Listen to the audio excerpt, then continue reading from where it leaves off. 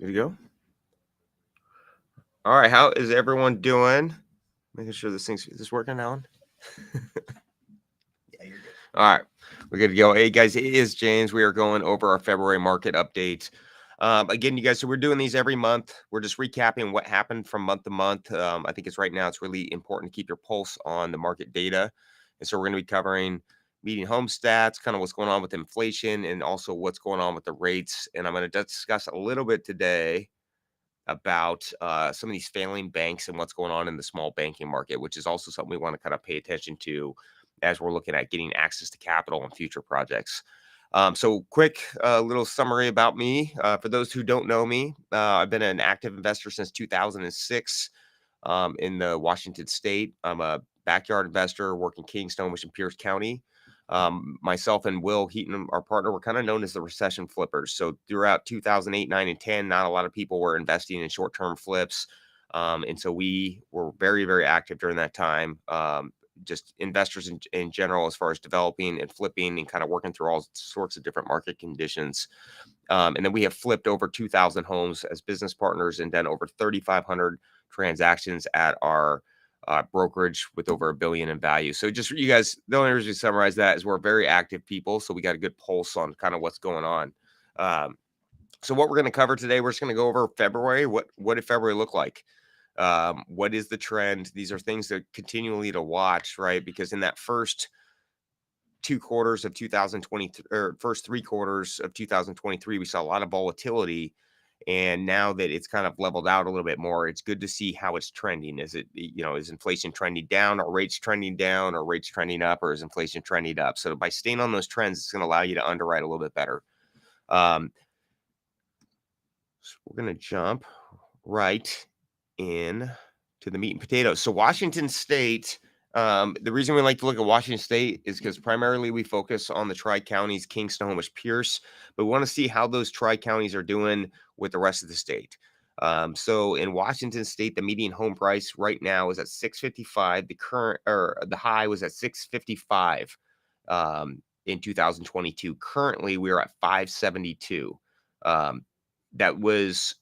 That's quite an adjustment. That's a 10% drop, but that's off the high value, right? The very, very peak. Year to date, we're only down 1.4%, which is actually not that bad considering that cost of money is at 40% more expensive, 35 to 45% more. So we've seen about a 0.14 decline. Home sales actually rose to 16,359. I think that happened just because there's more inventory in the market in general.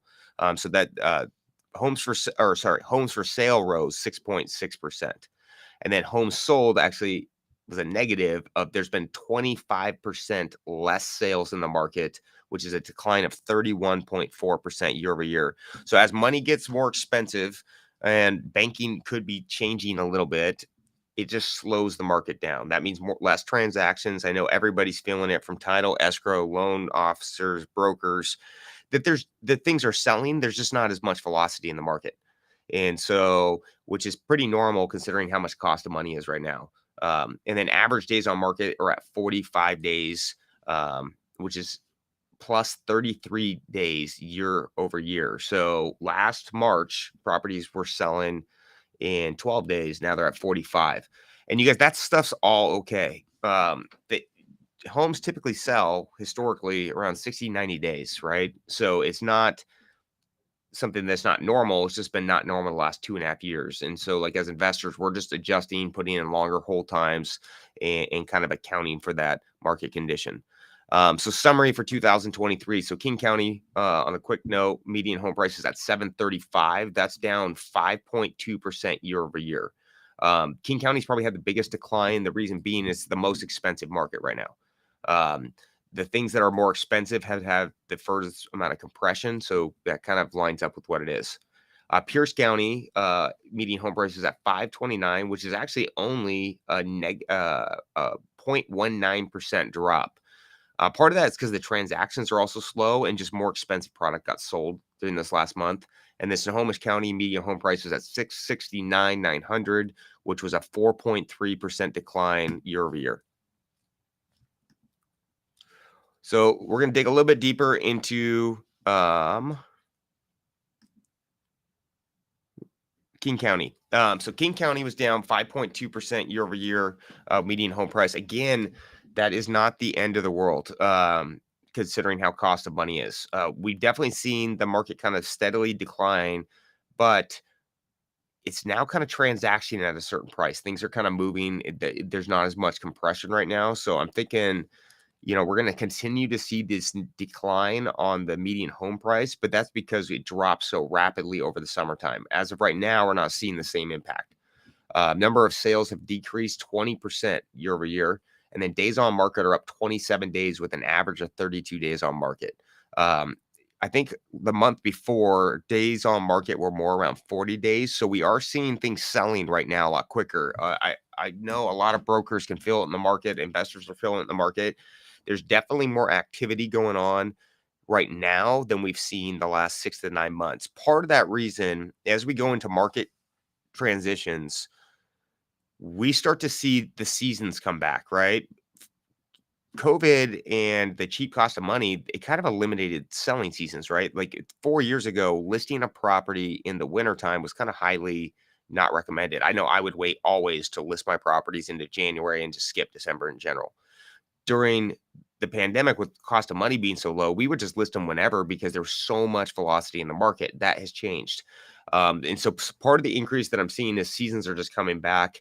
And then also, I think in buyer confidence is slowly coming back too. They were anticipating, I think, a lot bigger drop, which just didn't happen. And now they're getting a little FOMO because these properties are selling and they might not get a home.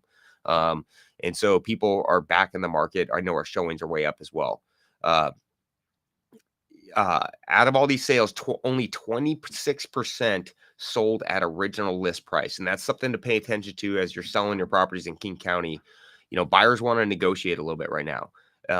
So making sure that you're priced well is really, really important. And then know your numbers, maybe pad your list price a little bit. But definitely don't overprice, because if you overprice too hard, no one's going to come view. That has definitely been the trend in King County right now. If you're priced too high, people don't even look at it. And so you want bodies coming through you want bodies coming through all of your homes. Like on average, you should have 3 to 4 showings a week going on at minimum. And then 48% of homes sold under asking price in the last 30 days. And so that's always something to keep in mind as we're looking at performance, as we're looking at deals down the road. As you are analyzing properties, it's really important. I know what we're doing in our office is we're calling every pending home to see actually where it's transacting at or where it's close to. By knowing this information, it's going to allow you to underwrite deals in real time. And so if there is more decline, the pendings are actually going to kind of show that, and you can kind of build that into your underwriting. If they're bidding up or bidding at list, that means that market's fairly healthy and that buyer pool is really healthy, and you might be able to underwrite a little bit more aggressively. So just really check into the pending data right now. So Pierce County had a minor drop, 0.019. Median home price is down, or is at 529, which is less than a point drop. The reason being, I think there was just less transactions. I mean, the sales decreased 22%, and then more expensive homes just in outlying markets sold during this month. In theory, Pierce has been kind of following the same trend as Snohomish and King. Actually, it was a little bit bigger drop last month than even King County or Snohomish. Days on market have rose 43 days on market. So a year ago, they were selling in 6 days. Pierce County was razor hot, and now it takes 49 days. So it just takes longer, right? And that makes sense. As buyers are out there, they're trying to figure out the right pricing. Money's more, they're putting less down, and so they really have to make it affordable. And then 32% sold at original list price. So the good news is more homes are transacting closer to list price than King. Which it makes a little bit more sense too, because it's coming down to affordability. Pierce County's median home price is just 35% below King, and there's still a healthy amount of buyers there. And so the more affordable the product is, the more it's transacting closer to list. Snohomish County median home price dropped down to 669, which is a 4.3% drop year over year. Inventory is up 107% year over year. That looks like a scary stat, but 107% was just 100 the starting number, it wasn't much in general. I mean, right now we're trending, I think, around 2 to 3 months worth of inventory in the market. It had less than a month before. And so it may look like a big number at 107%, but we are still have less inventory in the market that would cause for depreciation. You guys hear me talk about this quite often, is that as properties that in theory we need 4 to 5 months worth of inventory in the market for the market to start declining. Right now, we're still substantially below that. The reason things have kind of compressed, that's why I don't think we're in a declining market. I think we're in a compressed market. It's just a matter of affordability with money. And so right now, the inventory levels are still very healthy and would technically be a seller's market, even though the buyers have a buyer's market kind of attitude. Numbers of sales have decreased 16.9%, just on trend with everything else. And then days on market are up 29 days from 6 days to 34 year over year. And then 35% of homes again sold at original list price. So again, the original list price are sticking in the more affordable neighborhoods. On our listings, because we have a good read on kind of all three counties, King, Snohomish, and Pierce County. Um, typically we're at the upper echelon of the pricing. We're flipped, we're nicer, we're the best product in the market, so we're going to be a little bit more expensive. Um, Average showings right now, we're still getting 3 to 4, which is an uptick of about a body a week on some of our listings that are in more sweet spots of the area. And the sweet spots would be like 350 to 400 in Pierce County. It could be in King County. If we're in the east side and we're 900 to a million three, or I would say a million to million three, we're getting more like 10 to 12 showings right now. So we've seen a huge activity jump in certain markets of King County. 65% of our listings are pending, and the average days on market are trending at 48. Typically on our listings, we're selling properties between 3 and 5% of the original list price. So again, we're going out a little bit higher because we're a nicer product, which is allowing the buyers to kind of negotiate us down a little bit more.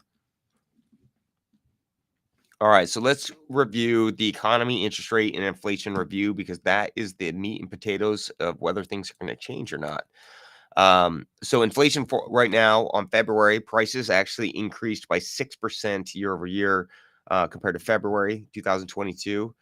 The 12-month percentage change in the consumer price index.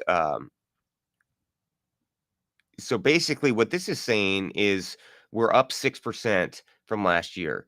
But the trend right now, you guys, for the last couple months, we were trending at like, I think last month was at 6.5%. So the good thing is it's actually trending down. The bad news is, as a consumer and someone that buys a lot of stuff, it doesn't feel like it to me.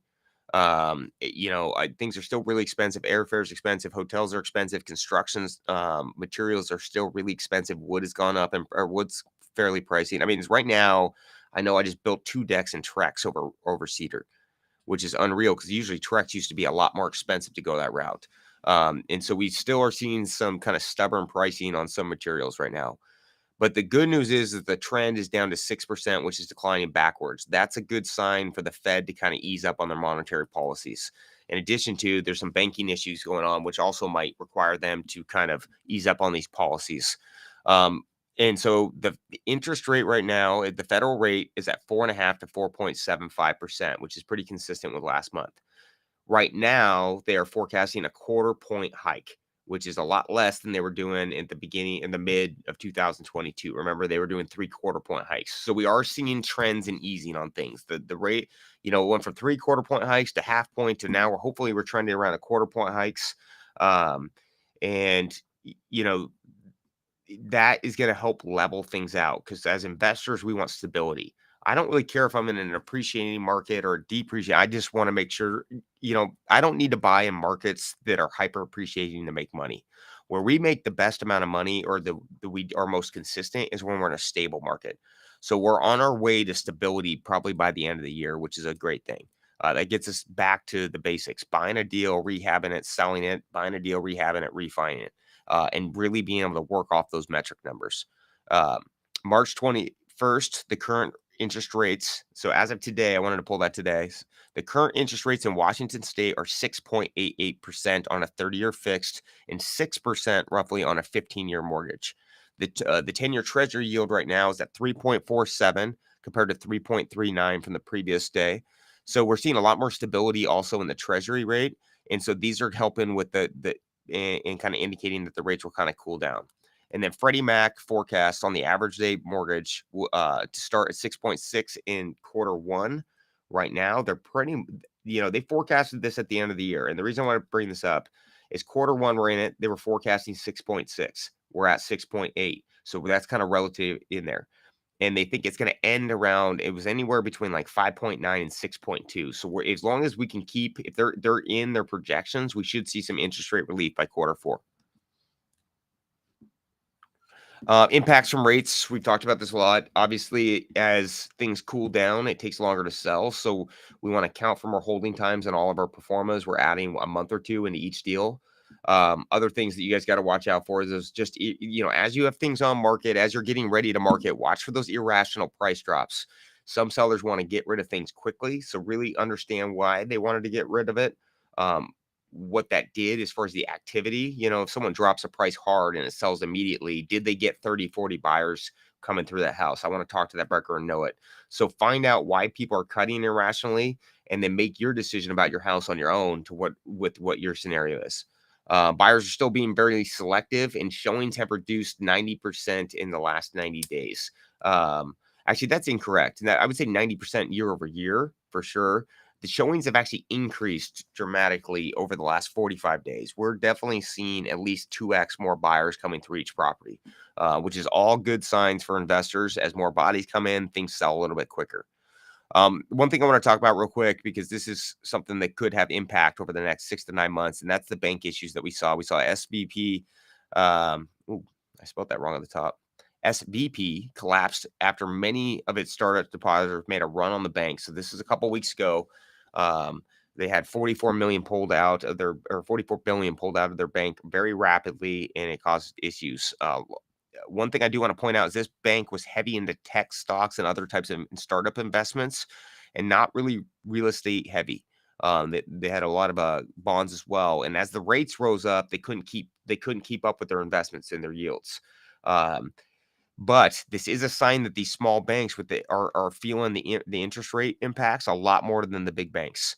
And so this is something that we really want to watch, is the volatility in the market. From what I'm hearing, that this is actually probably not going to make rates increase. They could actually decrease because the Fed needs to give some relief to these banks. But there is going to be a massive tightening on underwriting and issuing loans. And so to get that loan could be a lot harder down the road than today. So make sure you're talking. I know I get a lot of money from small banks. We get our whether it's development apartments. It's very, very important that you're digging into your bankers, talking to what their products are and whether things are changing, because that's going to tell you how to underwrite your next deal.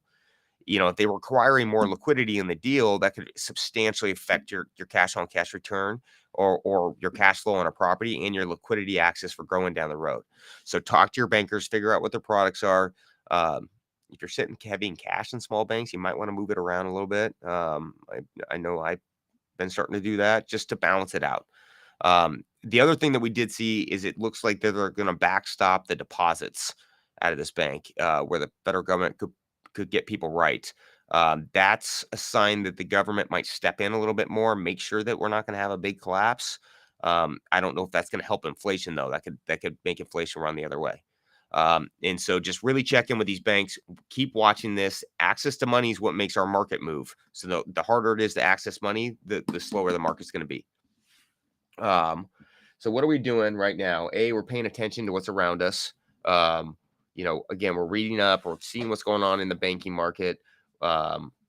We want to make sure that we understand what's, I would say really watch that banking market. If more banks start having issues, which I have heard about, we're seeing it in the stock market a little bit, that's going to make it hard to get money. So really pay attention. Increase holding times and expenses.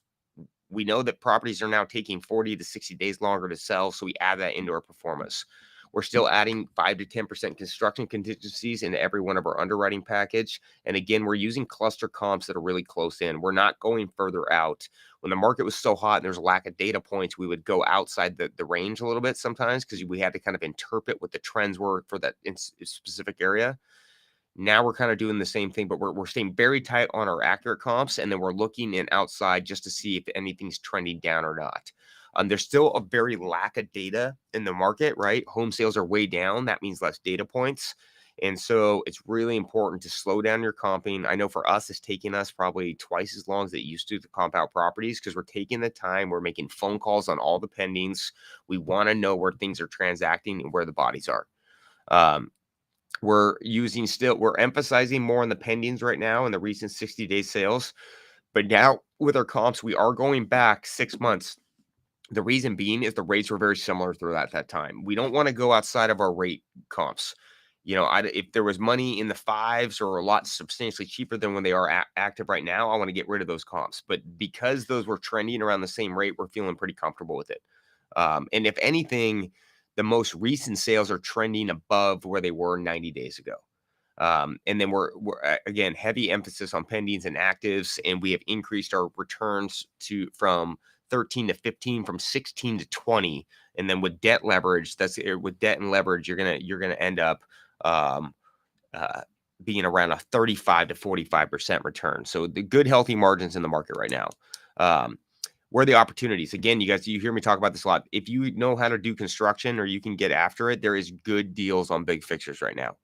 Land, building dados, building rental properties, doing fix and flips and dispoing off the back unit, condoing off, or keeping one, splitting. There's some opportunity right now because the big builders have kind of stopped buying or they're not being as aggressive. So the land value is down quite a bit from where it was 12 months ago. It's about a 35% drop on pricing. Small multifamily, there's still opportunity there for the fixers. The problem is there's just not a lot of inventory. We have seen better pricing on this, but right now, I think a lot of investors are just kind of staying with their cash flow if they're happy with it, and not a lot of inventory in that sector, and not a lot of inventory too in the multifamily space. We thought there would be a lot more coming in, but things are transacting and pricing is staying right now. Not what it was. They got to adjust for the cap rates compared to the rate, but things are not like it didn't drop what I think a lot of people anticipated. So forecasting for the next quarter, I actually, I think we kind of were forecasting that it would be a little bit slow right now. It has gotten better. I would say the market has been picking up. I'm actually anticipating more of a little bit more rapidly or transacting market in quarter two, depending where your price points are. But we're seeing a lot more bodies, so that's going to be a lot more. It's going to reduce days on market, and we should get closer to list price. We think the market's really going to normalize, I think, next quarter, unless these banks go sideways.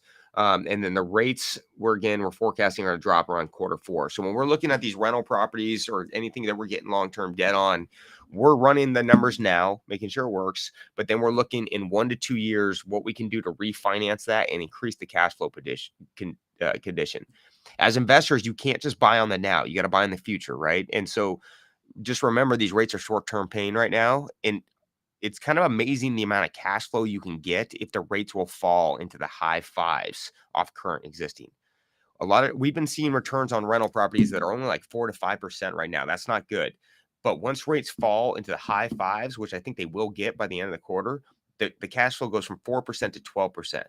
And a lot of these are really cosmetic fixers that don't need a lot of work. So the fact that you can get inventory right now and not have to rehab it for 12 months to get your 12% return creates a good opportunity for people.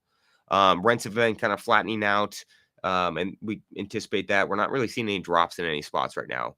And then multifamily, we're hoping more stuff comes to market as it depends on what's going on with the balloon payments. Some people's rates are starting to adjust, and that's when they're going to look to dispo off that property. And we still think there is more opportunities on the rise. I know with our off-market company and sourcing deals or wholesalers that we all work with, we're seeing a lot more lead flow than we did at the end of quarter four. Forecasting investments is still a seller's market right now, even though the buyers aren't treating it that way. Inventory's low.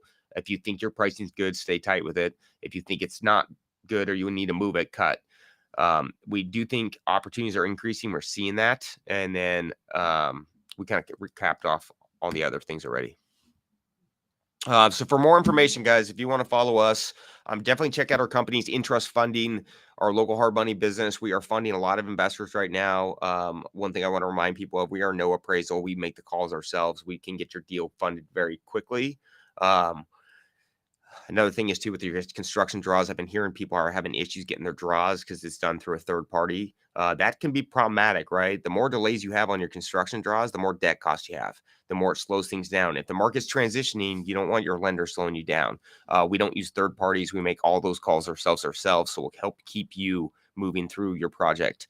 And then at Heaton Dainard Real Estate, we're sourcing a lot of opportunities right now. If you want to get started, or you're newer or your existing client, reach out. It's different types of opportunity, and we got some really cool things that we're working on, packaging it, making it very easy for investors to pick up some rental properties, and get some really good cash flow with some good equity positions. So for more information, guys, check us out on Instagram at Heaton Dainard or J Dane Flips for more flip tips and investing advice, or on YouTube at Project RE. And don't forget to check out the On the Market podcast by Bigger Pockets, where we cover all the trends which you need to follow to kind of stay on top of your underwriting, how you want to buy. All right. So what I'm going to do now is I'm going to open it up for questions for about 15 minutes, or until you guys are done. If you guys want to go into the chat box, you can throw in any question, and I will do my best to answer it for you. Right. Question from Seattle Soccer Dad. James, what is your take on self-storage as an investment? Have you ventured into that category? There are a few that come up for sale here in Washington State. Thanks. I don't. So I think self-storage is a great cash flow business for what I understand. I have a good buddy, AJ Osborne in Idaho. He does very well with it. I know there's Spartan Investments too that are local, a very good company. They do a lot of self-storage as well. That is just not what we do. It's not that we won't look at it down the road, but right now we're really good at turning apartments. We're getting very steady yields with apartments. And one thing is we don't really know what's going on with the economy. If the economy has a little bit of issues, one thing I definitely know is people need a place to live, and that's why I like apartments.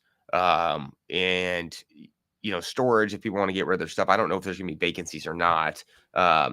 In theory, I do like that space just because the affordable housing and the micro housing that's going on in Seattle, people have a lot less room to store things, and so they're gonna need those spaces.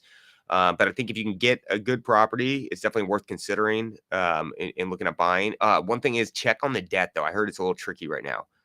So if you want to get in there, I would say talk to the bankers first, find out what it is, because that's going to dictate your liquidity.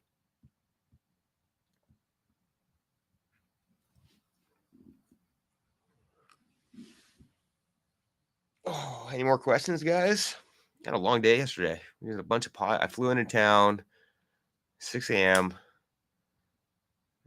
We got the Bigger Pockets guys that won us at the charity event. Bigger Pockets did something really cool last year at their conference. They had they auctioned off a bunch of us, and so we got some guys in from Austin shadowing us. We did a couple podcasts. We had the Investor 101. Crazy busy day. I got here at 6 a.m. and I left at midnight. That's all the questions you guys got? You're making it easy for me.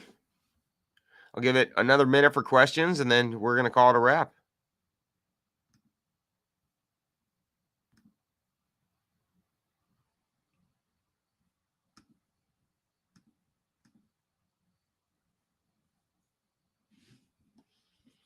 Luis says, do you think people start moving their money into real estate given that small banks collapses? I think that's a good idea. I think people are going to move it into all sorts of things. I know Bitcoin. What is Bitcoin? Let me check right now. Bitcoin's like rallied. I'm the worst Bitcoin investor. Oh, by the way, if you get a message from me on social media trying to sell you Bitcoin, that's not me. What is Bitcoin price right now? I mean, yeah, Bitcoin's up 28 to 28,000. See, what did that do? Yeah, it went from 20 to 28. I mean, that's a 35% growth in 11 days. Yeah, I think that could be a trend. If people are trying to place money, personally, I would definitely rather put it in real estate over Bitcoin. But yeah, that could definitely be a trend. One thing that is concerned is I think people are getting nervous about the small banks in general, so they might be moving their money into bigger banks anyways. And as these banks get less deposits, that means they can lend less, and it makes it an issue for them. Seattle Soccer says Bitcoin to 500K by 2030. if that happens, I'll be very disappointed in myself that I didn't buy any. But at one point we had a Bitcoin farm, and we didn't even we shut it down right before boom. We're just not good at it. So I'm a real estate guy. We understand real estate. It's done very well for me, so I stick with that.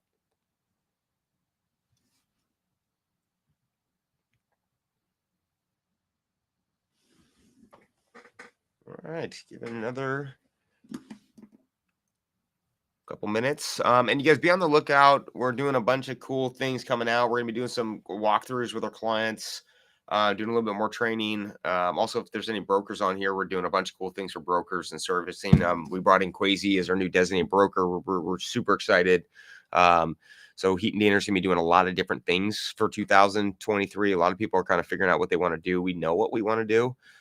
So if you're a broker, come check us out as well. But that's kind of it for questions. So I'm going to wrap this up, guys. If you want to listen to this again, it'll be recorded and on our website at jamesdainard.com or on Project RE YouTube. You're welcome, guys. We're going to keep doing the updates. We just want to keep you guys informed on the kind of basic facts of the market. Don't pay attention too much to the headlines. All right, guys. See you later.